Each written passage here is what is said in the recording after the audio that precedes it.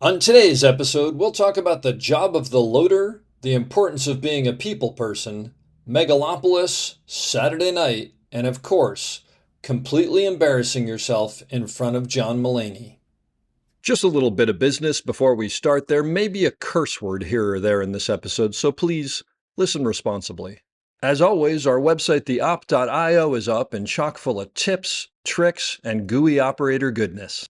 Make sure to check out the breakdown, where the best operators in the biz explain shots they have done, the musings, where we discuss everything from quick tips to larger concepts of storytelling, the answers, the images, and so much more. I may or I may not take a break or two during this episode, but I promise that none of them will be longer than 22 seconds.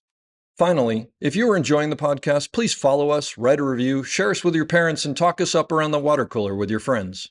So grab a beverage, sit back, and enjoy the op. Thanks for listening.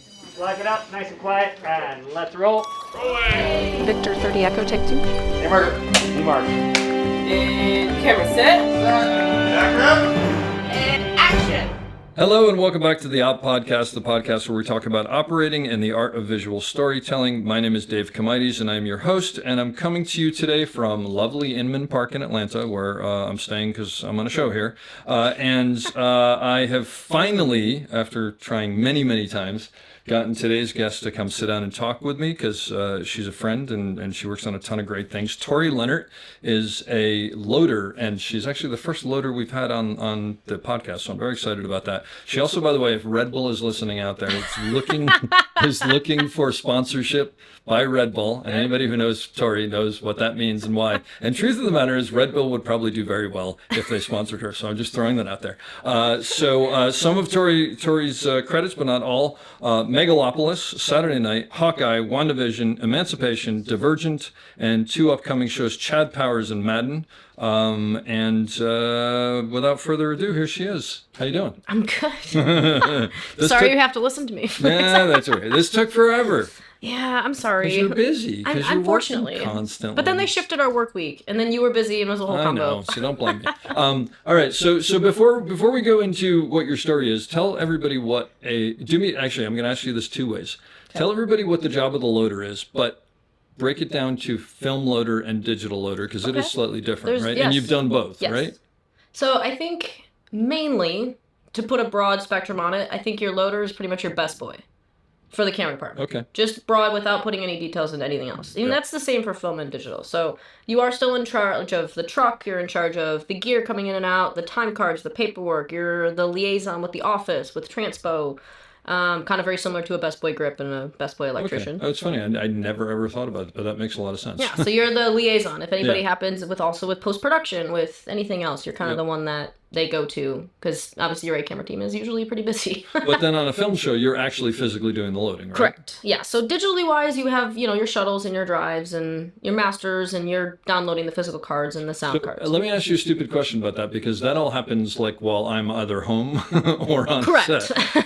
So we shoot a card, it goes through the ACs and goes to you. Correct. And then what do you I'm sure every show is slightly different because there are different protocols, but what's the basic everything you're backing it up to multiple places. So each card gets backed up into a shuttle that goes to either Company 3 or PhotoCam, wherever your dailies are being done. And then you have another copy you keep with you of just a master drive on the camera truck. And is it transferring like it is on my computer where you just zap it, or does it actually play real time? It goes through SilverStack and it will verify, it will make sure nothing's wrong with it. It just combo everything into it to make sure that there's nothing missing, that there's nothing wrong. Does 20 minutes of footage take 20 minutes to download, or is it depends on the camera. Like if you're looking like Alexa 65. Yeah. Oh yeah. Oh really? It will be one. It's real time. So when we did Megalopolis, that was Alexa 65. Yeah. In that movie, we were still using the Vault. And it basically, Arri had now adapted it to use what they currently use for a lot of other... Oh, you're still using the what? It's called the Vault. Which is what? It's basically a program, because the Alexa 65 sensor is so big. Yeah. The easiest way to say is they can't close the files in the camera. So it has to go through a program on the computer to finish each file. Because it's just so much information. Correct. Holy. So they have able to adapted that into what's called a Codex Device Manager, which is what all cameras use now. So Alexa 35, the LF, Mini LF, it's on all of those. But with the Alexa 35, you had to go through Alexa 65, you had to go through another program. Oh my God. But it was content dependent. So there were, like, if we had big wide shots that had a lot of grass or trees or wind blowing, one card that might only have 30 minutes of footage could take an hour and a half. Because there's so much information in that frame, you're saying? Yes, but then it has to go through another program to put it on the drives. But I don't understand. But so you're saying if I shoot a shot on a 16 millimeter, some huge wide frame, that there's more information than that than if I shoot at the same shot on a 135? Yes. Really? And then we had a conversation with Ari about this because we couldn't figure out, because that was my first time on the 65, and I could not figure out why some of these cards were taking an hour to go through the vault. Because then you have to download it again in SilverStack. Oh because the vault you can only download to this one. Is horrible. Yeah, you can only clone to one drive at a time. Oh wow. So but on SilverStack you can do to 2 to 3 depending. So it goes quicker. But we couldn't figure it out, and all Ari could say like, yeah, it's a content dependent thing. That makes no sense at crazy. all. Because I think it's better now than it was, but this was also a couple years ago. So because I would just assume that like, if you're filling the frame, it doesn't make a difference. I don't know. I can't get my head around that. And I'm not like, that's like a Kyle Spicer question. Like that. Like he Kyle probably. Spicer? Oh, the DIT I've been working with. Oh, I see. Forever. Okay. Gotcha. He's like my Atlanta brother. But he can tell you like exactly like, yeah, this. It's funny and my because, eyes like, glass over. All the shows that I work on with DITs, I'm like, hi, how you doing? And then I sort of like don't talk to them too much because a lot of times if I ask a simple question, it goes really deep, and I'm like, I have no idea what you're talking. It's like talking to my him. mind like, doesn't work. Oh yeah, my eyes glass over. That's I'm amazing. Like, So that's the digital download thing. But again, every show is a little different. So say Madden with Bob Richardson. So he has his onset. You just finished. We just finished it. Yeah. So Bob has his onset colorist Benny, who does just exponentially more coloring than what a DIT. And is he basically coloring real time? Correct. Okay. So I reload a lot. So, but also David O. Russell, you're looking at 25, 30-minute takes that would fill up a whole card regardless. Yes. But that footage then gets transferred to 3 drives. One for Benny, one for post, and one for the main drive. So that still extends the time of how long it takes to download. How do you not have 4 hours at the end of every night? You hopefully get good at it and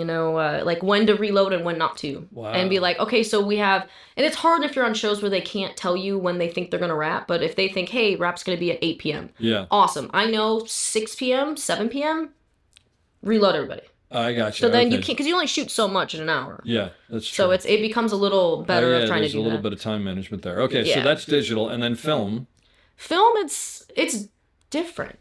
I think I like film a lot more because like you still have the same aspect of like the time card stuff and the paperwork and the office and the truck. That all stays the same. But the physical loading, it's what it's always been. It's a dark room with your hands and. Do you prefer one over the other? Film, 100%. You do. 100%. And when did you? I'm going to ask you in a minute about your story, but when did you start loading? So loading, I started 2021. Well, on Empire. So that was Chicago. Okay. So that was 2018. I loaded my first show. Oh wow, I didn't realize. But when I moved to Atlanta, I came a utility again. Oh, okay. But so how did you learn how to load film? So funny enough, so film I've always been very interested in, but SNL was a movie I really wanted to do. Okay. And I had never loaded a full movie before on film at all. Yeah, sure, because who gets the chance? Right? It doesn't happen all that often. Yeah. So, but when Saturday Night was coming through, we were doing, it was shot by one of my favorite DPs, Eric Spielberg, and we were doing reshoots for Ghostbusters, and we were hearing about SNL, and I was just like, oh my gosh, there's any opportunity, any chance. That was like, I think the reshoots were my 3rd job with Eric, but I just absolutely love working for him. So I was like, okay, if he's coming into town, that's supposed to start like end of February. Yeah. Okay, that gives me 2 months. So I spent every single day at Panavision at Keslow. Oh, no way. You just went in and it was myself. like, you taught yourself. Yeah, so I had a friend, Lauren Gentry, who actually loaded I, Tanya, as well here on film. So she came in one day to help, like, just show me how to do it. Yeah. And then I spent every day learning. And that's great. I think it was completely up to Eric and Sebastian Vega and Johnny Utah or John Hoffler, who was our 8-camera team, who gave me the chance to do it. Yeah, sure. And Eric believed I could do it. He's worked with me as a loader and as a utility, so he's like, he knew everything else I could handle. It was just the physical film loading part, but to have a DP trust you enough to... Sure, especially with film, because that's like, I'll tell you the last thing I did on film, which bothers me that this is that long ago, but was Widows, like 2016, 2017. That was Chicago. In Chicago, yeah. And but they couldn't find a truck with a dark room, and I think Especially in Chicago. They had to bring it in from Boston or something like that, and it was so funny because all of us were like, "What? Every truck has a dark room?" They're like, "Not anymore." And it was a whole thing, and they were talking about like building one in there. But anyway, well, listen, I got ahead of myself. I knew I would, but so tell me your story. How'd you get to where you are? So I've always wanted to do this. Funny enough, I mean, like a lot of us, but I think it was Pirates of the Caribbean for me. But I was on a cruise with my family, and they were shooting the first Pirates movie, or maybe they had just wrapped it. But where were you on a cruise? At St. Vincent in the Caribbean, and we were on this little boat, and we were kind of running around, and Port Royal was there. So they had the pirate ships in the bay. Port Royal From Pirates of the Caribbean, like the opening sequence on the. So long. You've seen Pirates of the Caribbean? I've seen it, but it's a long time ago. Oh my god! I have kids. Oh, well, then your kids should have seen it. You're right. But regardless, they had like everything was still there. Okay. Because they were kind of, I think, either had just wrapped or maybe were. So the sets were still there. I got you. And I think it was like the first time I was like, oh my god, like. That could be a job. I think I was like 7 or 8, and I was like, "What?" Wait, you were 7 or 8, and you thought this? And I was like, "I could do that." Were you? I mean, you're not watching movies seriously at 7 or 8. No, I mean, but it was still just a cool thing of like. Yeah, just because Pirates of the Caribbean was okay. And it was just like you see the world, like what certain movies can do where they just transform the world. Well, I could actually see. You were a fan of the movie already. Oh god, yeah. So I could actually see when you're that age. Like loving a movie like that and then seeing that and going, oh my god, this is behind the curtain. Yeah. Like, there's a thing here. Yeah.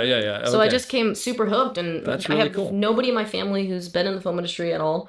My mom, my dad were thankfully super supportive of it, but they were like, we don't know how to help you at all. But at 7 or 8, did you actually say, I want to make movies? I told them I want to work on movies. Absolutely. So like my aunt, like, and this is before Amazon or anything. So my aunt for Christmas, I think for my 10th birthday, got me a director's chair. I don't know where she found it in rural Wisconsin, because she drove down to Chicago for Christmas, and she's like, I got this chair. I'm like, where did you find this? That's fantastic. So I had like the old little wooden director's chair. Oh, that's great. But yeah, I mean, I always want to do that. I went to school, so in my head, I was like, I don't know anybody, so film school, I think, would have been my next idea of passive where I should go. And you're living in where? Chicago? I'm in Chicago at this point. So I really wanted to go to NYU. That was like my goal. I worked all through high school to be like, I'm going to NYU. Wow. I'm going to New York. This is like one of the best film schools. I'm going to go to Tisch. Didn't get in. Destroyed me. And then my dad's like, well, DePaul has a film school. They have a really good film school. So he took a day off of school, and he drove me down there, and I saw DePaul, and I think it was one of those weird things that I think everything happens for a reason, and it kept me in Chicago, which little did I know was where I needed to be. Yeah. So between my senior year of high school and when I started college, I interned at the Illinois Film Office, because I was like, if anything comes through, they'll know about it. Yeah. That's so, smart. and then I got a couple PA days out of that for like little reality things that were coming through. But my first one was, I think this was right my sophomore year of college. I was stalking the set of Divergent. Wait, can you define that? So Divergent, I was a big fan of the book. You're still working on the LA Film Commission. At the Illinois Film Office. Illinois Film. I wasn't anymore, because that was just my freshman year, but that's like my first introduction to it. Okay, gotcha. But while like in my sophomore year of college, and Divergent was coming to town, and that was a big movie for Chicago, especially because full movies don't really shoot in Chicago much anymore. Yeah, right. They come for a couple weeks, and they bring the crew in from LA or whatever. Mm-hmm. But this was start and finish in Chicago, and I was a big fan of the books, and they distress everything. It's a dystopian movie, so you knew where they were. Like, I see what you could see as you're them. Driving around town. Oh god, yeah, you could see like, they would take Whacker and all the pebbles, they destroy the buildings. Like you knew where they were a week before they got there. Yeah. So I was stalking their set for a couple of weeks, and I had my little like tool belt, and I just was like standing there, and I will never forget this. But they were doing one of the scenes where they were pulling the L cars, and the stunt guys were jumping off the train, and I was just sitting there just mesmerized. And some guy said, "Hey, are you finally working with us today?" Because I guess he had seen me like stalking the set, and I was like, "No, I'm just watching." He's like, "No, come on." So he pulled me on set. It was Paul Hewitt. The second unit DP. Oh my god! And I had no, I was like, oh my gosh, and he's like, someone did this for me. Are you in film school at this point? Correct. I'm a sophomore. Okay. So and he said somebody did this for me when I was starting out, and every time I see somebody kind of hanging around, that's so cool. So it was crazy, but because of that, I met the entire second unit department at that point, which was Chris Verhano, like Zach Ganaway. It was a bunch of people that I then worked with, and I got Chicago Fire because of. Oh, okay. So all right. it was a crazy moment, but meeting them then got me to just finish out the movie with them So I did the last 2 months as the second unit camera PA. Oh, I was gonna say it's a PA. Okay. Yeah, as a camera PA. Yeah. So I was able to meet them and kind of, they were wrapping up the first batch of second unit, and then they were starting up again like in a month. So I started with them about a month later. That's amazing. But yeah, it was crazy. And thinking of that movie, like Trevor Loomis was the A second, like A first. Martin Shear was the A operator. Pat Soakley was the A second. Like Chris Wittenborn, who's a big first in Chicago, it was a huge department, and that's great. And it was just crazy because also Trevor Loomis and Martin Shear did Pirates of the Caribbean. So one of the first days I saw Trevor, because we had like a crossover between main and second unit, and I did not know anything about him much because I was brand new. Yeah. But I was so excited because I saw him, and me being somebody who cannot control my thoughts was like, oh my God, you were the background of my computer when I was 12. And he's like, the fuck? And I was like, oh my God, no. And I just I became red as a tomato. I was like, no, this like behind the scenes photo from Pirates of the Caribbean. Hilarious. And he just started dying laughing. Oh, that's so funny. And I tell that to anybody who's like worked with Trevor, or like, you said what? Yeah, that's I was like, great. But that's great. On that. But the thing is, I mean, the reality is, like, I'm sure you weren't doing it to like, blow smoke up his ass. Oh no, I just was genuine, like, oh my God, and, like I've been looking, like you were on the background, like Pirates of the Caribbean, like. But the funny thing about that is, I guarantee you the reason why they all glommed onto you was because you were genuinely excited about being in the film industry, and they could sense that, and like we all. I was a poor sucker. Well, also, but like we all had that at some point, but some of us have been like, all right, now we work in the film industry. So when you meet someone who has that, you're like, oh yeah, like I used to be like this too. Like this reminds me of me. Yeah. No, but I think there's something to that. That's great. It was really cute. It was fun, but how long did you work with them? A month? So yeah, about a month and a half. And did you come out of it going, I sort of have an idea of like how a camera department works? And, a little bit, but I also was like, I didn't know anything. Like I remember. That was the other question. Oh yeah, so like Hunter Whalen. So again, because I was mainly Hunter second. Whalen. I love Hunter because he's amazing. He's the best. But I was mainly second unit, but we had a couple days where I would cross over with main unit. But like second unit, I remember Hunter came to me one day. He's like, hey, can you go to the truck and grab a P-Touch? And I'm sitting like, yeah, absolutely. I'm like, what the fuck is a P-Touch? I'm like Googling it on my phone. I'm like, how do I, like, not a clue. Well, for anybody who's listening who doesn't know, P-Touch is just a label maker. But I think it's a brand name or something. Yeah, it's a brand of P-Touch, but I had no idea what it was. And I was like, oh no, Google. Thank God for iPhones. I'm like, oh my God. God, so you were working with really good people. Yeah, That's that was so the great. Chicago and also like nice legends. people. Like, I mean, they're good at what they do and they're good people. Yeah. That's really great. And that's kind of how I really got my foot in Chicago, because meeting Hunter and Zach, they were the A camera team on Chicago Fire. Okay. So, and Matt Rozek as well, who's an amazing first in Chicago right now. He does The Bear, Chris Dame, Shannon DeWolf, all those guys. I met a lot of them on Divergent. And then when that movie wrapped, they were starting Chicago Fire the next year. And because I had, worked with them before, it was I got the opportunity to be their camera PA. Yeah. And that was about a year later, so I was, I think, a senior in college at that point. But, went online classes for my whole senior year and just was working full time and finishing my degree. As a camera PA or on as Chicago Fire, yeah. Okay. And then I joined the union a little bit after that. Well, on Chicago Fire. As a utility?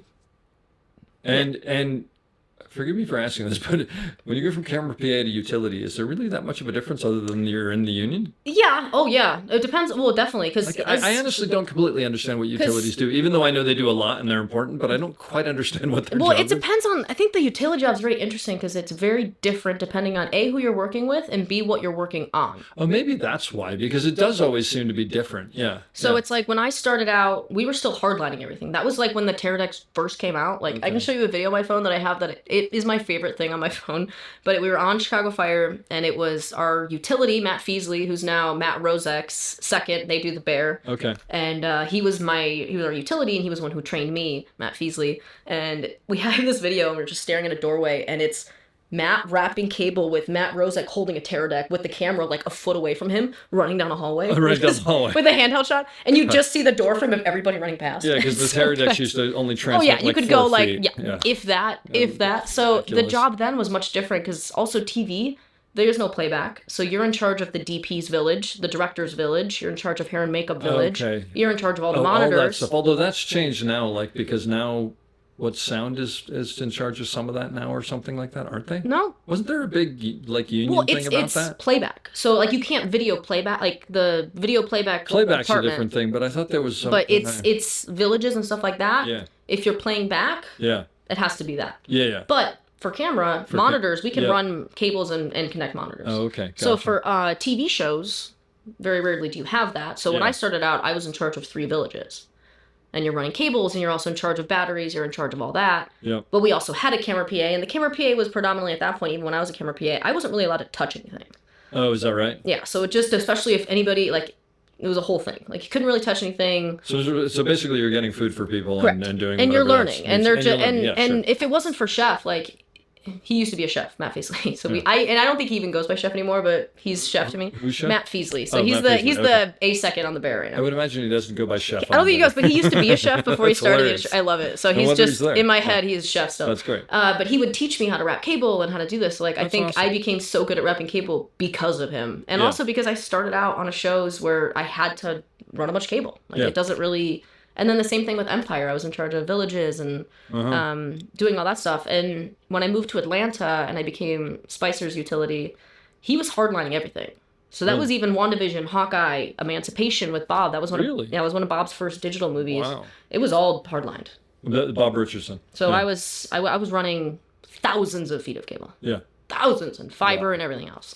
Wow. So that doesn't exactly, because the wireless is so good now. Yeah. That's not really a thing. They throw the panels up and then and it's great because utilities get to become more of like seconds in a way in certain shows because like they get to be on set so much. So like they can help with lens changes. They can help with, anything the second might need of like, hey, go get my head, go do this. Like, and they're there and they can do that. Yeah. But when I was, that wasn't really it wasn't you. really a thing. It was like, hey, go run 2,000 feet of cable. All that cable there, yeah, and keep an eye on it. Hey, we're make sure moving it's around, working. wrap it all back. Like, Yep. So it was a little bit of a different thing, but That's cool. And so when did you make the jump from utility to loader? After Emancipation. Okay. So that was 2021. 2021 is when we were, because we were in New Orleans for 6 months. So that was my last, like I got to be a distant hire utility. Okay. Because Kyle fought so hard for me to do that movie with him because he knew it was going to suck. Where was it? In New Orleans. Oh, so it was in Bush, Louisiana, but we were staying in New Orleans. That's amazing that they actually could fight for that because that's usually they're like, no, get someone local. Oh yeah. But because that movie, we were like, so out of the 6 months that we were shooting that movie, we were able to use our camera carts for one location for 4 days. Oh, because you're in the swamps and stuff like that. So we were in gators. We were running. We were hand carrying everything. 15 minutes past to where the gators couldn't go. It was a lot. Was Chris Fleury on that job?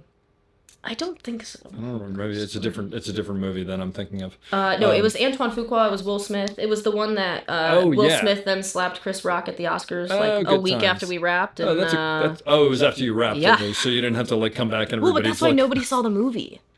Because that movie kind of just they tanked it. Yeah. That's right. Because we were shooting it at the same time as Flower Moon. Yep. And we were the two Apple movies. Yeah. And Flower Moon was supposed to release first, but I think Scorsese said we're holding it. Yeah. So they just kind of like, and after everything with Will, they were kind of holding it. Dumped it. Well, they were trying to hold it and see like, okay, maybe in 2 years it'll die down. Maybe in 2 years, nope. Exactly. Nope. Just How was Anton Fuqua? Amazing. Really? Oh, that man has a presence. I've heard all sorts of interesting things about him. Love him. And he's very strange because he's made some really good movies and he's made some really bad movies. And honestly, if you have not seen Emancipation, I highly recommend it. It's a fantastic movie. Okay. I think it's one of his better movies for sure. Okay, good. I loved him. He commands attention. That's amazing. Which is amazing. Like he walks on set and you're like, Antoine's here. Yeah. Here we go. Yeah. Like wow. Let's go. But he was really, really sweet to all of us. I had nothing bad to say about him. Wow, that's cool. Oh my gosh. And I won $5 Friday on the last day and he gave me a big hug. There's nothing wrong with that. And so what was the first thing you did? You were as a loader? I did reshoots was my first thing. My first full-time thing was a Marvel thing called Werewolf by Night. Okay. It was a little Marvel A TV show or it was like a mini movie. Okay, so like it was an hour-long movie. 40 days or something like that, or it was like 20 days. Oh, it was like it was really, really short. It was like I think it only came out as an hour and a 10-minute movie. And what's that was with Zoe White. Oh, no way. Yeah. Oh, I love Zoe White. Yeah, she's amazing. I just finished with her. And it was me and Andy Stosh, I think, was on Guardians at the time. Oh, my gosh. So, but it was Paul and Rachel. It was pretty much that's the whole crew. Oh, they're the best. Yeah, they're the best. It's only been 4 days and I miss all of them already. Oh, even though I'm actually glad to be done with the show because I need a break. Yeah, I'm sure. But that's another story. 71 days, I'm sure. And for the record, I'm perfectly happy to have worked and perfectly happy to be working. No, I understand completely. I understand completely. But so what's the mental game of like jumping in a loader and realizing like, I mean, like, is it stressful realizing like, because I mean, let me rephrase this, because I did a little bit of loading on film, and I remember when I would get the film and go into the dark room, like I knew what I was doing, but I was still like nervous as hell because it's like it's in your hands. Yeah. And do you have the same feeling with digital, or is it Digital, not? not so much. Okay. I think, and that's why I prefer film. I think Because there's something at stake. correct. Yeah. I think the stakes are higher, and I think everybody is just that much more aware of that we're shooting on film. Well, I Like, think the process of shooting film is totally different than digital on every God, level. yeah. Like people are Oh not my as God, yeah. serious. I mean, even from a personal point of view, when we first went to digital, I had to mentally convince myself when I was doing Steadicam, even when I was doing conventional camera, that something important was happening, because it used to be I could feel the film Yeah. going, like the vibration, and I didn't realize until it was gone, but it would make me go, oh. We're rolling. and then because like when you didn't feel it, you're like doing a rehearsal or Yeah. something. So I think it's totally changed that. But so digitally, it was just like I'm just Digitally, I think I really wanted to. What's the best way to say this? Genuinely, I don't think anybody actually ever wants to be a loader. Because I mean, here's the thing: I don't particularly like loading. If it's I'm a being path honest, to something. it's a path to becoming a second. sure. And for Okay. me, I just prefer to be on set. And as a loader, you're not quite able Yeah. to be on set as much. I hear you. And Yeah. like, there's ways where like I do try to be on set as much as I can, but there's certain jobs where that's not quite the case. Like any film job, totally different. I would take that any day. Yeah. But like movie, like even Madden, like we were shooting in really small sets. You're shooting film? No, we were shooting digital. We were shooting going to be digital. shooting film Yeah. for like 3 months. We were shooting 35, That's the what I whole thought. job. That's what I thought And then I they heard. switched it like a week before we were prepping. that And I was sucks. like, damn it. I'm surprised. But we were gonna shoot a bunch of 16 too, and then that all went away, so that stinks. All right. But with Madden, we were shooting on a lot of these really small houses and these really small sets that it just wasn't. It didn't make sense for me to be in there. Yeah. Like you got enough people in there, I'm just Yeah. another body in the way at this point. Exactly. So it's like I couldn't really help in any way that I would like to have Yeah. on other jobs. But then there's jobs where you have time, and I can be on set, and I can help with lens changes and help with moving stuff and all that Yeah. stuff. It just kind of depends, but I don't particularly like it. So is the next logical progression to become a second? Absolutely. But so the thing that I don't quite understand is if it takes so long on some of these shows to download these mags. I mean, first of all, do you put it in and walk away, or do you have to Yes. kind of keep an eye on It it? depends on the job. I don't usually keep an eye on it, if I'm being honest, because Oh, okay. Silverstack and all these programs, they do check everything. So they'll tell you if there was a problem. And when so I plug in the card, it says, hey, like if it's a full 2 terabyte card, that card's going to take to download to 3 drives probably 45 minutes to 50 minutes. so you can set So it I can going and set walk it, away. look at my clock, like watch and say, okay, I got 30 minutes. I go back to gotcha. set. Okay. And if it's jobs, the only reason this one was specifically a little different is because Bob's colorist needed the footage so quickly. So depending on where we were, if it was 20 minutes, I would stay because we were also sitting so like we were shooting so far away from our truck sometimes. It would take me 20 minutes to get back to set. Yeah. So So wait, are you talking about the colorist on set? The colorist. colorist on set. So Bob doesn't usually have a DIT. He has an on-set full-blown colorist with a trailer. Oh, you're talking about like an actual. Like an actual Oh, see, colorist. when you said that, I was sort of thinking DIT. Oh no, he Okay. has an actual colorist who's doing. So incredible they thing. shoot it, you download it, And you I go give to- him a and- drive, yep. and then that person is literally He's literally doing coloring what it. they would do at Company 3 Correct, after the and film. he works for me. Yeah, so he and my he is God. Bob's colorist. So, but there's scenes where, like on Emancipation, when we were doing this, because we were doing all these lightning delays, Bob would be in there every half hour. Timing the movie as he's going. Correct, because he had 45 minutes. So it's like, I'll go to Bob's, and like we'll go to Benny's. And Is the benefit of that just that he's absolutely certain that it's coming out the way? I have theories. It's And you can fascinating absolutely to cut me. all that, but Yeah. no, that's all right. I bet- genuinely think, just between us, I think it's.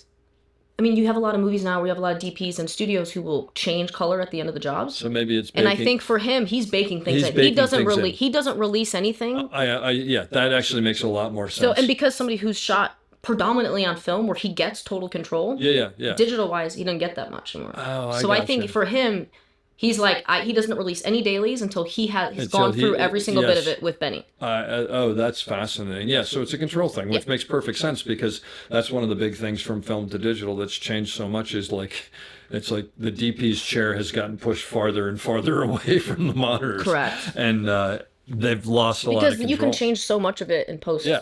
Yeah. at any point. No, that makes perfect sense. So I think that's a very big thing for him. So he would go every day at lunch and every day at wrap, and he'd sit with Benny, and Benny would show him what he's done, and they'd tweak, they'd do whatever he need, and Bob would tell Benny, okay, do this, and then he'd come back in the morning, and they'd. So this guy, it's like a full trailer that he has. Trailer so it's like a mobile Correct. coloring. Wow, that's incredible. But that's not common. Like that, he's Bob's the only one I've seen that does that.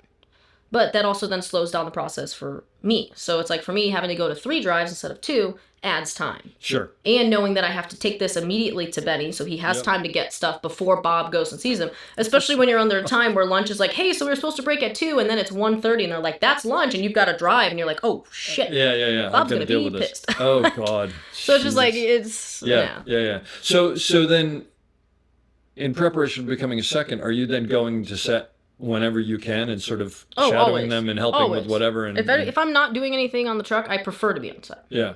I don't like being on the truck. What's the topic? Well, I don't know if you knew this about me, but I'm a people person. Well, I know that you're a people person, but on the flip side, what I will say is anybody who knows Torey, who follows your social media, knows that you enjoy making the truck into a party atmosphere. Oh, yeah. You should see my Madden truck, man. It was huge.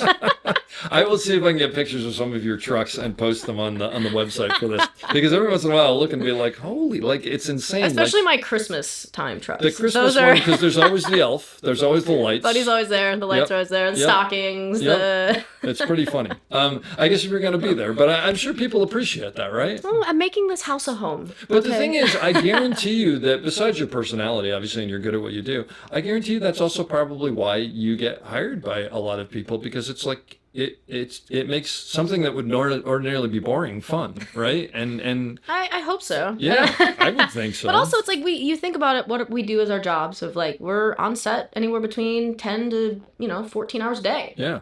I don't want to be in a fluorescently lit. Yeah, exactly. Coffin. I want to be put some lights in there. Like. So what's when you move to seconding, what's like the biggest hurdle?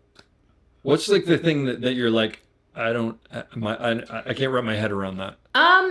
Or is there? I think there is. I think it's just the confidence of whether or not you could do it. Yeah. Like I think I can do it. I've seen a lot of people. I've been on this thing. I've been very fortunate. I've been in 600 for 11 years now. I've been doing this since I was 18. Yeah. So it's is like, that right? Wow. So it's like I have seen it and I've been around it a lot, but I think for me it's a big push of whether I can do it. It's like, oh, I don't have all these cases. I don't have all this equipment that I should when I make that bump. Yeah. But I know this is a really weird time in the industry right now, and that's a whole nother conversation. But I don't particularly want to try to make that bump now. Yeah. Because I can't guarantee that bump will be successful. No, absolutely. No, but that's smart. I mean, you got to, it's like, there's the thing that you want to do, and then there's the reality that you're in. And it's like, you're definitely known in some very good circles, having loaded on some big things. No, I mention your name all the time. It comes up and people are like, oh yeah, we love Torey. Because you're on Red Bull 90% of the time. Yes, that's true. Again, see, Red Bull, at 6 a.m. on yeah, exactly. on a pre-call, bouncing off the walls. But you have worked on like a lot of big movies for someone who's only been doing this for a small amount. I mean, you said you've only been loading for 3 years, Probably 4 years? 4 years now. I mean, you've worked on some really big movies. I was honestly, my first movie I loaded that I was terrified to do was Megalopolis. I mean, because that was Francis Ford Coppola. Oh, that was my first movie feature. you loaded. I see what you're saying. Yes. So when I started bumping up, when I bumped up to loader. Back up. The first feature that you loaded on was Francis Ford Coppola's likely last movie. Yes. Maybe not. I mean, you never know. And one of the biggest movies in a long time. What an adventure.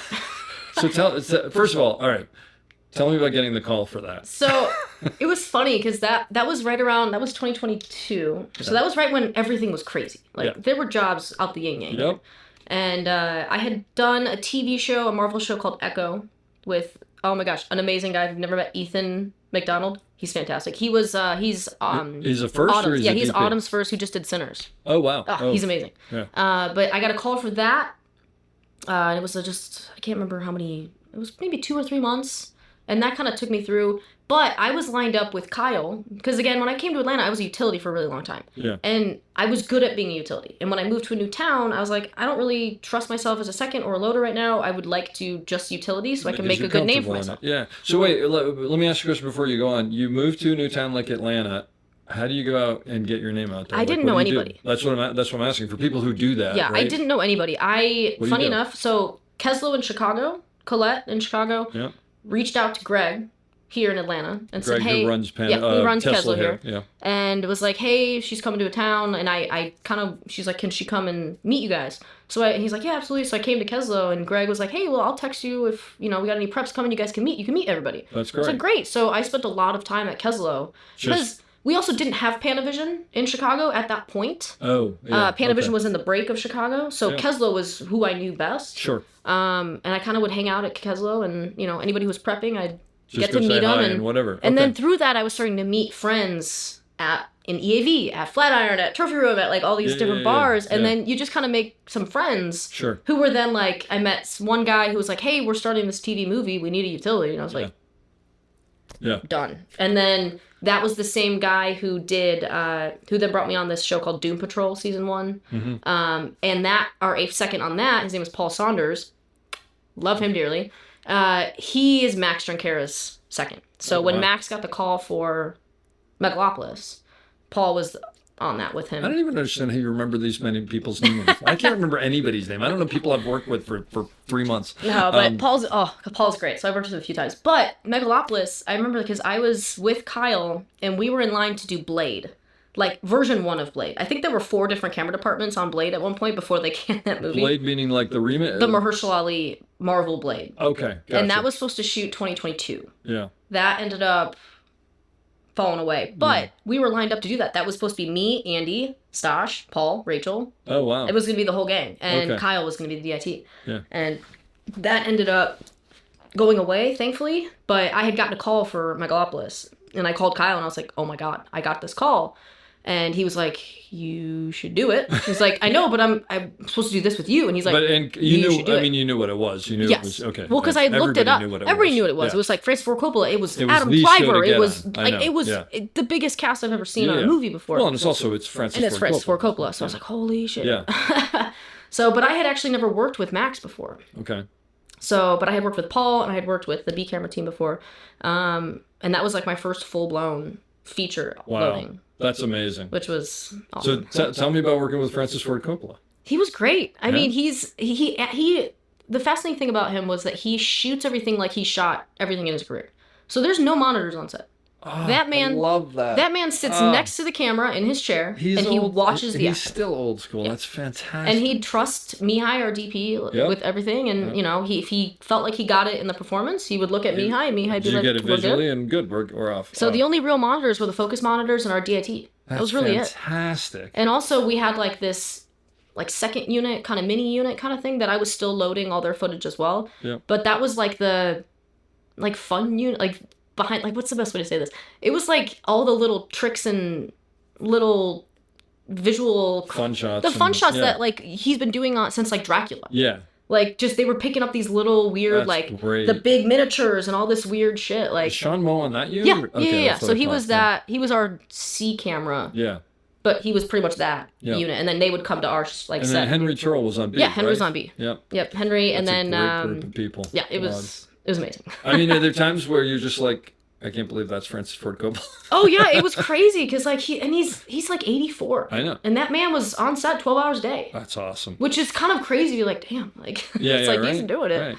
But and were you able to engage him about his movies? Was he? I really didn't. Yeah. Mainly because I don't really do that. Mainly because I there's times I come in too strong.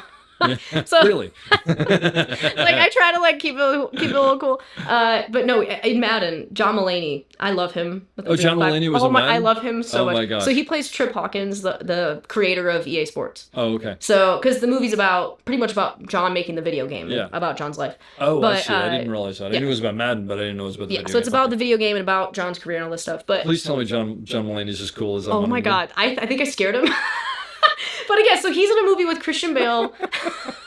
He's in a movie with Christian Bale and Nick Cage with all these people. So his first day on set, I was like, oh my God, it's John Mulaney.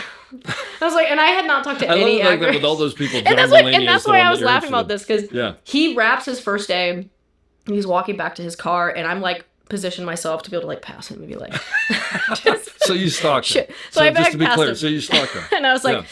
was like, oh my God, John, I'm such a big fan. And it wouldn't stop. And I was like, I'm such a big fan. You did it. And I was like, I already have tickets for your show in December. And he's looking at me. He's like, oh, yeah. And he's like, what's your name? I was like, I'm Torey. I work in camera. He's like, oh, it's great to meet you. And I'm like, slowly stepping away from you. And I was like, oh shit, okay, bye. And then I run away. That's hysterical. So, like I was talking to his assistant a couple days later, and I was like, I think I came in too hot. And he's like, Torey. He was talking about it for like 45 minutes. That's great. I was like, it was probably for the bad thing. He's like, well, no, I mean, he's on a show with Christian Bale and Nick Cage, and you freaked out over him. You were excited about him. Yeah. I know. I could see that. He may be the funniest person I've ever heard. I love him. Yeah. He's just hilarious, and all of his specials are crazy. But I do have tickets for December. Oh, that's fantastic.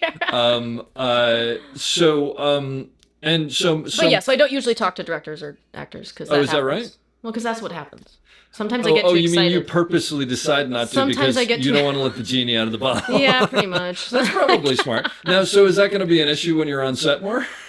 No, because I also have no reason to talk to them, if I'm being honest. Like, I'm not an operator. Now. Exactly, but I'm not an operator at first. But if I'm like an A second... Well, when you're a second and you're it's a different situation. And I would be more comfortable doing that, but they don't know who I am. I'm the loader. I'm in and out of set so much that I'm just a face that they see. Yep. So I don't particularly like to engage much just because I don't want to be that person. Yeah. So, and then like when I don't have a reason, I'm a fan of something like John Mulaney.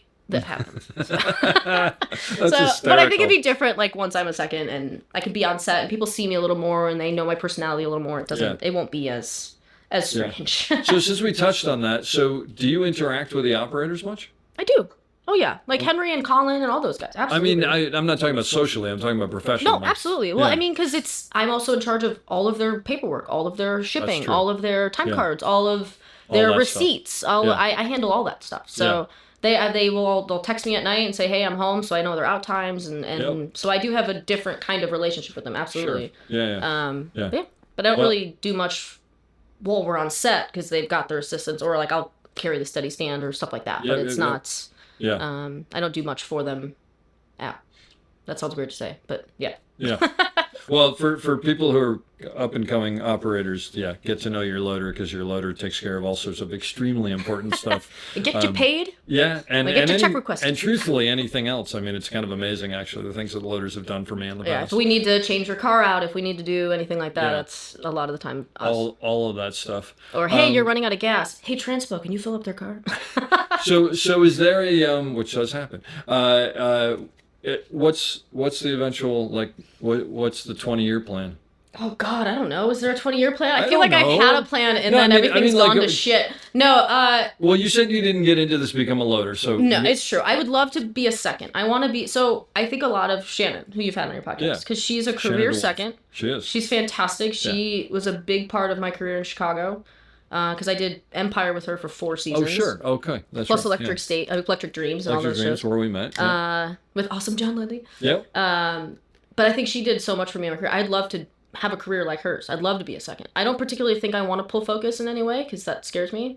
I'm really bad at it. You've seen it. That's good and blunt. But I would really like to just be very good as a second. I do think, I know it sounds weird and egotistical to say, but I want to be really good at my job.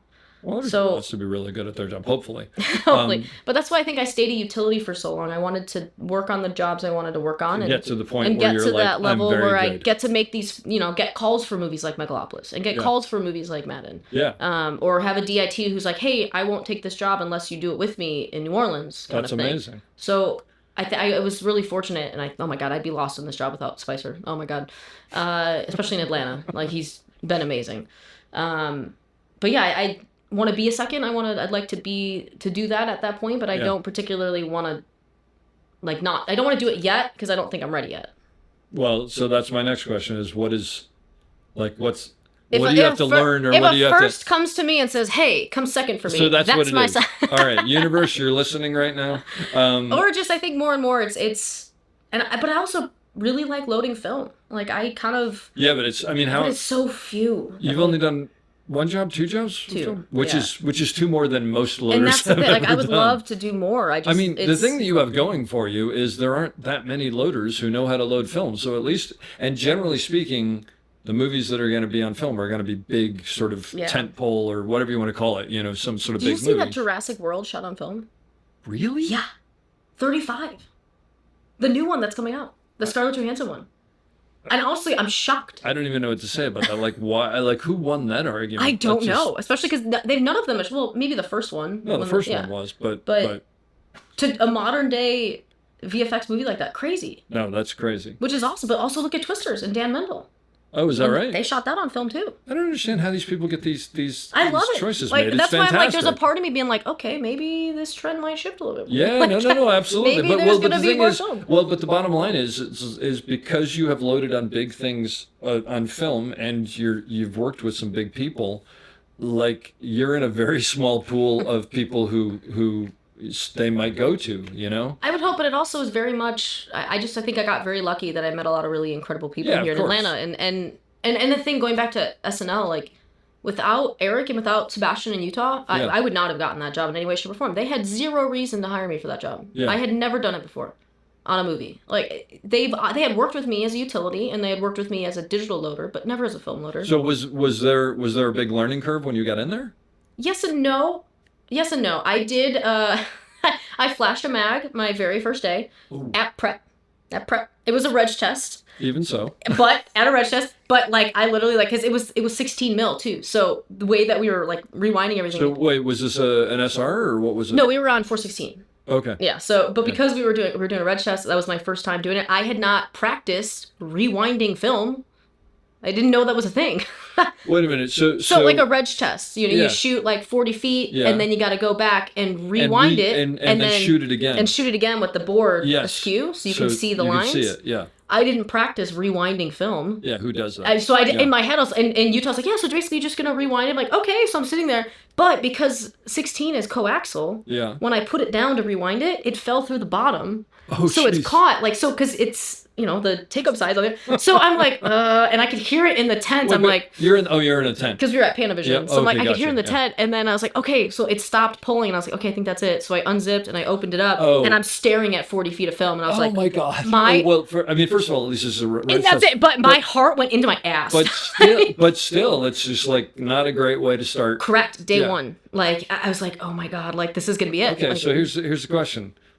What's the next step at that point? I mean, I looked at it and I looked at Utah because he saw me and I was like, he's like, I fucked up. I was like, I fucked up. And my heart is in my ass. I couldn't eat for 3 days. Like, and Utah's like, Torey, it's a reg test. We have enough film to shoot another one. I'm like, I know, but I still did it. Yeah. This is day one. Yeah. Oh my God. So, but that really did kind of like lit the fire under my ass to make sure. Did you shoot the whole movie on 16? Whole movie was 16. Oh, I didn't know that. Okay. Yeah. Whole movie was 16, 200T. Yeah. Wow. The entire thing. It was pretty awesome.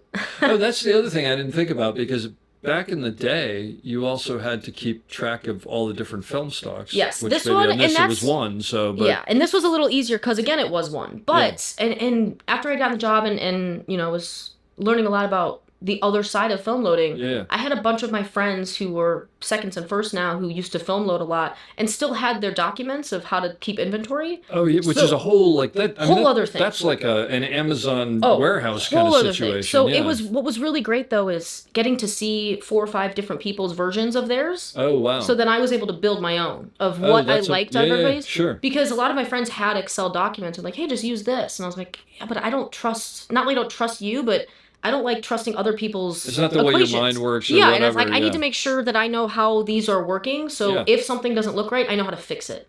Yeah. So no, that makes sense. But the paperwork side, that's what I liked most about film loading, is it's the just.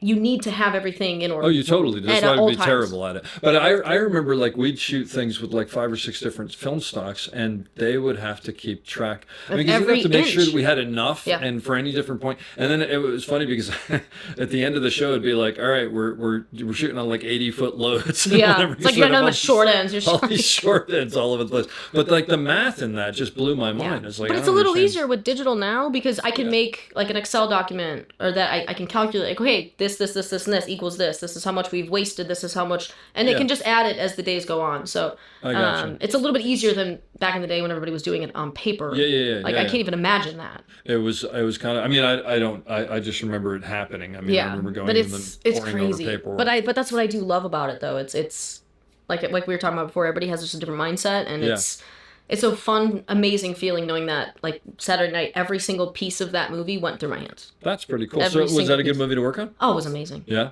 And it also speaks to, like, how different movies are with different people and how, like, shooting different ways and all this stuff. But on SNL, we were shooting on one stage, predominantly for 98% of that movie. Set, basically. So they built all of Studio 8H on stage at Trilith. So it was 2-story set with the main stage, with Lauren's office, with all the hallways, everything, the elevators. They were all in there. Yeah. And we kind of made it like a little home. So every morning, Jason Reitman, our director, and Eric we'd have like a big whiteboard, and they would say, "Okay, guys, this is what we're shooting today." And they would go through each shot, which was amazing because so much of this movie, if you haven't seen it, highly recommend it. It's a lot of big oneers. Yeah. Which also, as a film loader, was fun.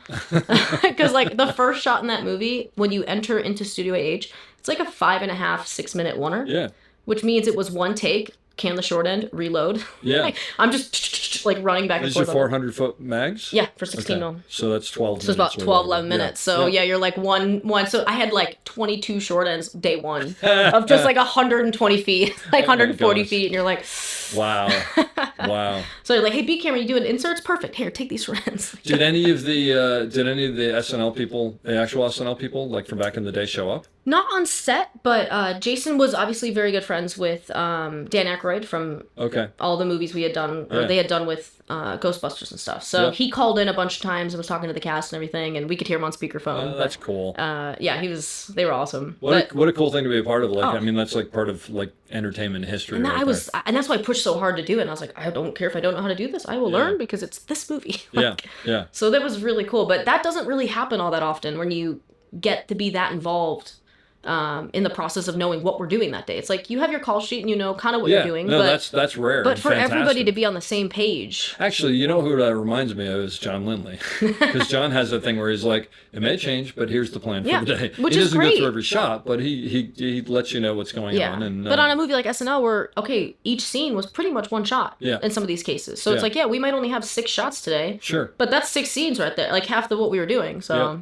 Oh, that's fantastic. So I have 2 specific questions I want to ask you. Number 1, how were you not on the F1 movie? Dude. And how much did you try to get on the F1? Because anybody who knows Torey knows that, as a matter of fact, she was going to come over at 11 and she was like, I'm not going to be qualifying was on. Qualifying also, is on. Max Verstappen took pole. Whoop whoop. So did you stalk people to try to get on this movie? You have no idea. Yes. So when we wrapped Emancipation...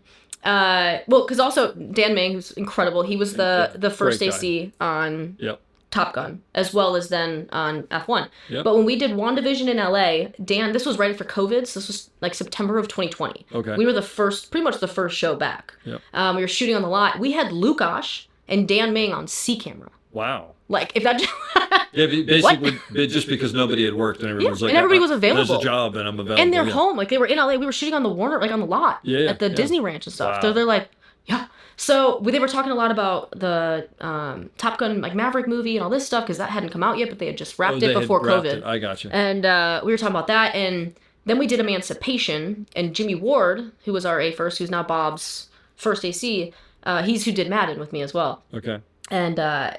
he had also done Top Gun Maverick. So around 2021, so it was like probably early 2022 is when they announced the F1 movie. Yeah. And there was like Brad Pitt's doing a movie, Lewis Hamilton is going to be the producing, and it became all around the F1 sphere of what was going on. And I was like, oh my God. So I was like, Dan? Just see this. I was like, Dan, Jimmy, like anybody I knew. I was like, who? Because like a lot of the people from WandaVision LA did Maverick, and I was like, okay, who knows what? Yeah. What's going on? What? I will PA. I will get you water. I don't care. But then the whole thing went to the UK. So. Say love you. Well, but they hired it out there. But they did come. They came to the States and whatever. But did they just bring everybody with them? I don't know. Because I know David Emmerichs went down to Florida. Yeah, and they did Daytona. Me, it's like, you are not going to believe where I am. I mean, they did Daytona. And it's funny because I have zero interest in that, so I was like, okay. But he was like, this is a childhood dream. Well, because Dan, their loader that they brought down there was Lauren Cummings. She was in LA and she's worked with Dan before. But so I also know Laura. So Laura, they were at Vegas. She sends me a text, and it's a photo of Daniel Ricciardo, and she's like, me and Dan thought you guys you'd have such a good time here. All right, let me just, I'm freaking out here. But yeah, she sent me a picture of Daniel Ricciardo, and it said, oh my God, Dan and I keep talking about how much fun you'd have if you were out here. I'm like, yeah, I know. And it's just this photo of Daniel Ricciardo going like this. I'm like, you mother... gosh. What? So she got to do the Daytona part in the Vegas part, but that's great. But every time I like that movie would come up, and now that it's out, I keep thinking of you. I saw it 3 times. You'll probably do F2 and F3 and F4. I will do anything. Again, Dan, if you're listening, I will get your waters. There you go. So just so you know, Red Bull and F1. Yeah, I saw it 3 times in the span of like 24 hours. And did it disappoint? I haven't seen it yet. Oh, it was amazing. Is it? Oh, it's amazing. Is it like, amazing if you don't like F1? I mean, not that I don't like F1. Well, I think it's just as like if follow you F1. are just the process of the movie is fantastic. A friend of mine saw it yesterday. Who was? Oh, Hopper Stone. The Still Striker. Yeah, Hopper saw it. And Hopper I said, did "How was SNL it?" with us. And he goes, "Yeah, he did SNL."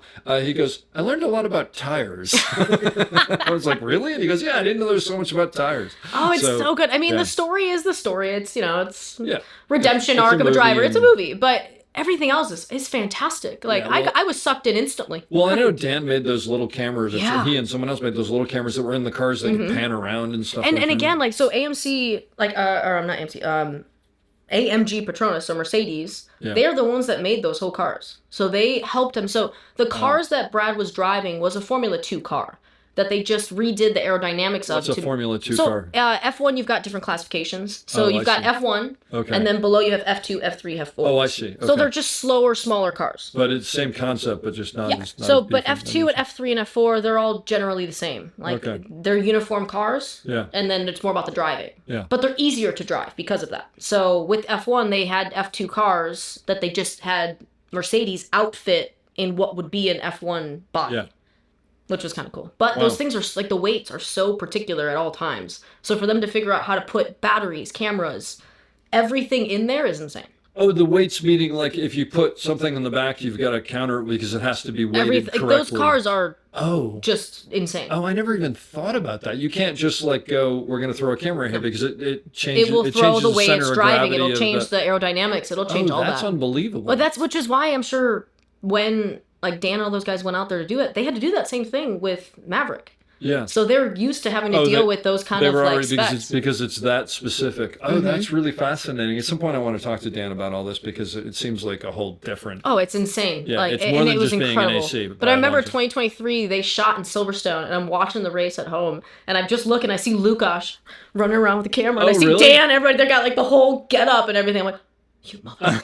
What? They got custom like Apex racing gear on. I'm like, because they had didn't they have a pit? Oh yeah, they shot at Silverstone like 2 years ago. So they had the cars on the back of the grid. They did the formation lap with the drivers and they pulled into the pit. But they shot they were saying they had like 8 minutes to shoot the whole scene on the grid because they like F1 said you can shoot no problem. You're not going to mess with this. Yeah. You cannot disrupt the weekend.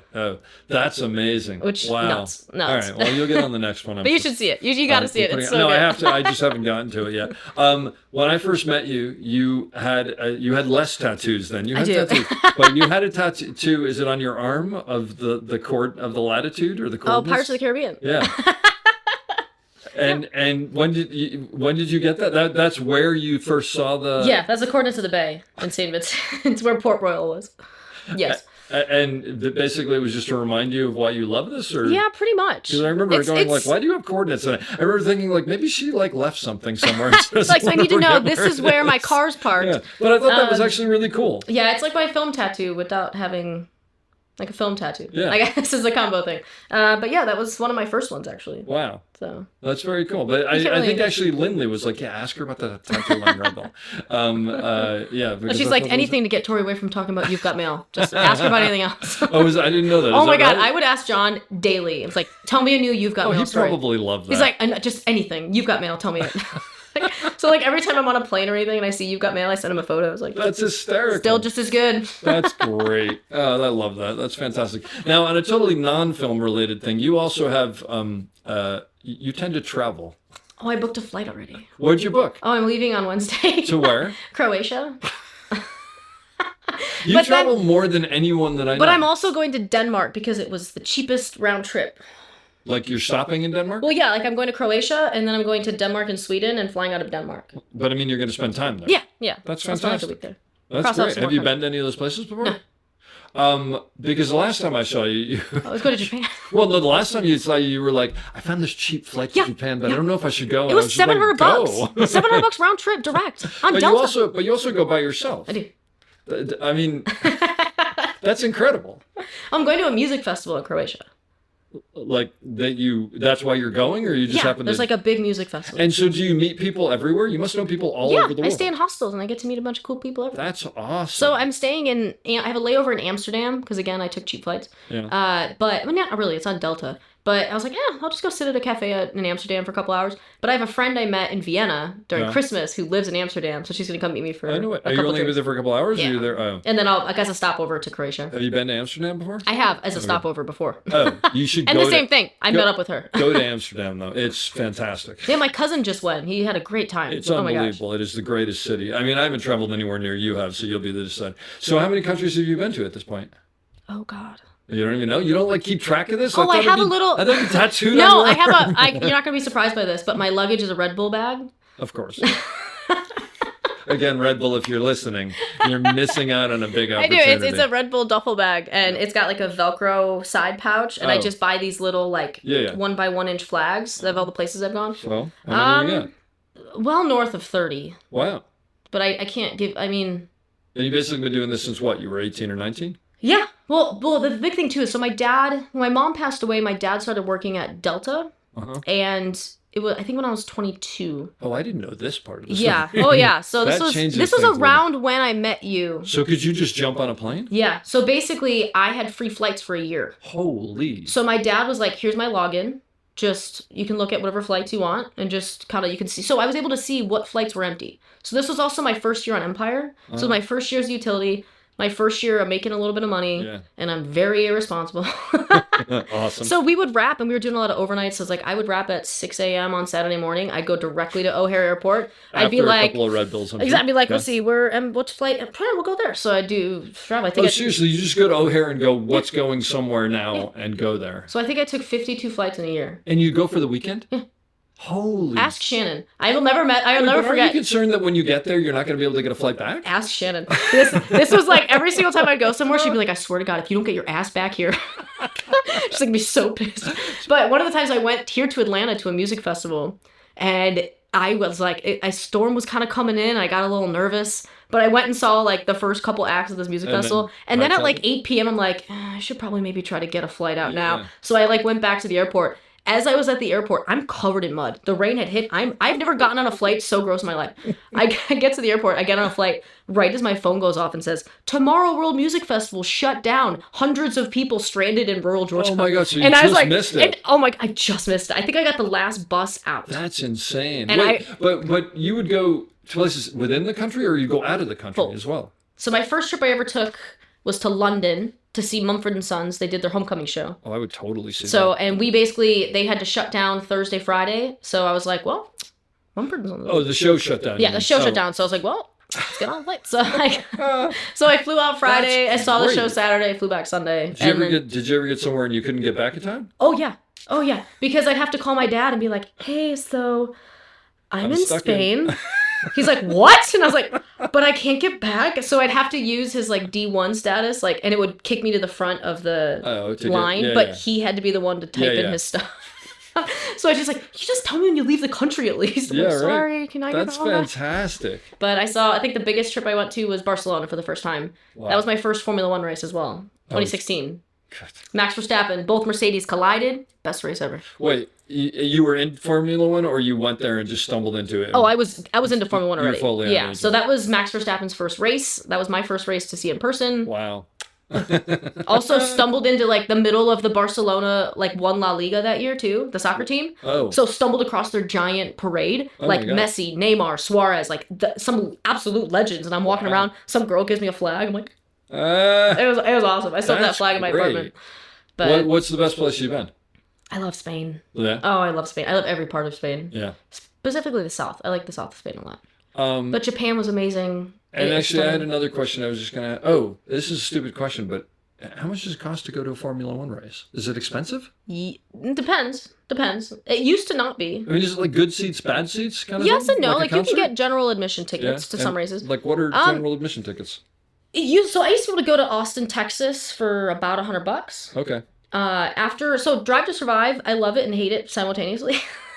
Because I remember I used to walk around in my Red Bull jackets all the time, and everyone would be like, hey, where's the free Red Bull? Because they didn't understand it was an F1 thing. Oh, I see. Now it's like, oh, I bet you're only a Red Bull fan because Max Verstappen's winning. Yeah. I'm like, I swear to God, try me. I will school you. I will school you so fast, it's not even They funny. don't know who they're dealing with. Oh, that's hysterical. But the U.S., now that they've got Miami and Vegas, all the races got more expensive here. Yeah, I'll for bet. sure. Yeah. So like I So used it's a couple $100 for tickets now? probably more than that now. Really? They're in the thousands. It's ridiculous. So, but like Spain, my 4-day ticket to Spain in 2016, granted it was 2016, was $250 for the weekend.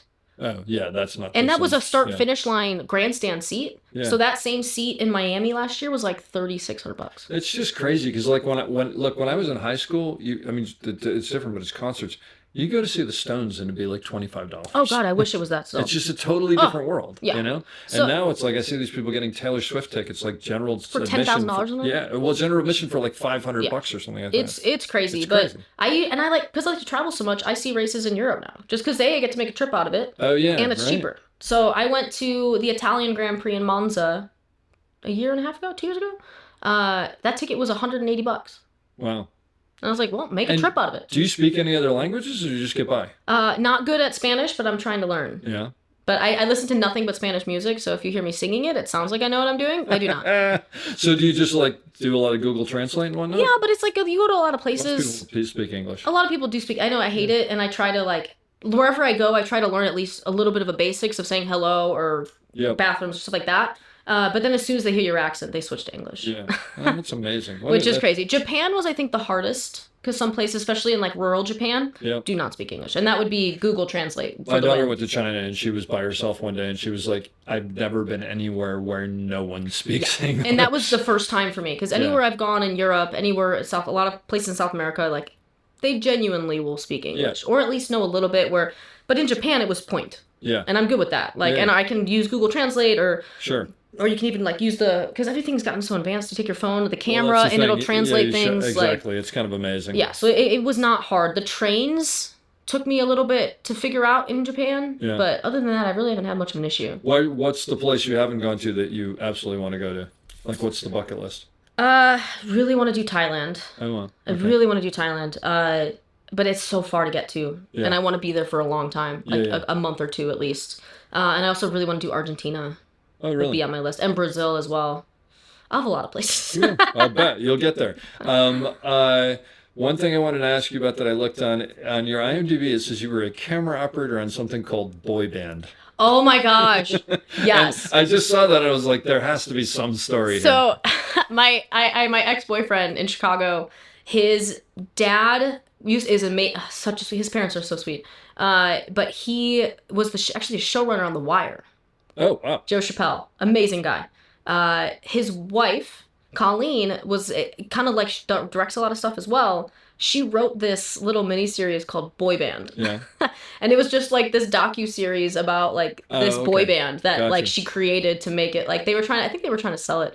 I haven't seen them obviously since I moved here, but we shot like 6 episodes of And just you were like one of the camera yeah, operators. I mean, so it's documentary with like a little handy camera. yeah, it was like a docu. No, I think we shot on Red Epics actually. Oh, really? Yeah, Okay. because That's like cool. they had links with like Keslo and all that stuff, so we got a full camera package, and I had a first AC and a second, and Get I had outta no here. idea what I was doing, but we were That's just having a good time. fantastic. But yeah, it was great. And then their son, I think, was directing a couple of the episodes as well. That's great. It was a good time. Good deal. But that was just a late, yeah. It was a fun time. I was going through it and I'm like, wait a minute, what is this? So yeah, that was with a lot of the old student films in there too. Well, listen, this has been fantastic. I appreciate all the stories and hearing about all your travels. It makes me want to go somewhere. I should go somewhere. I'm going to leave you with the question I leave everybody with, which is advice for someone getting into the business on how to succeed, or what you wish you knew that you know now, what you wish you knew then. My biggest advice would be to not compare yourself to anybody else in this industry. If I'm being honest, because I wish I didn't do that as much as I have in my career. Because I started in Chicago, and like I said, I've been doing this since I was 18, 32 now. When I've had a bunch of friends back home in Chicago who are steps ahead of me as their first ACs now, their second ACs now. They were my camera PAs, they were this stuff. And even in Atlanta, there's a lot of people who have other pals and have, opportunities have presented themselves, and it's great for them. I needed to learn to not think of it as personally and be like, oh, this person got that opportunity, why didn't I?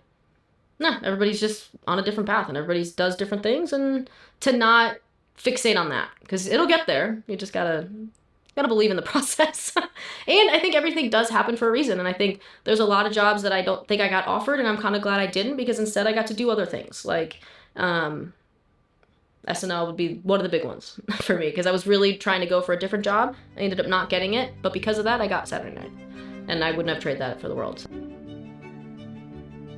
I hope you enjoyed that as much as I did. We'll be back soon with another great episode. Don't forget to check us out on theop.io for all sorts of information on operating and storytelling. So thanks for listening and have a great day.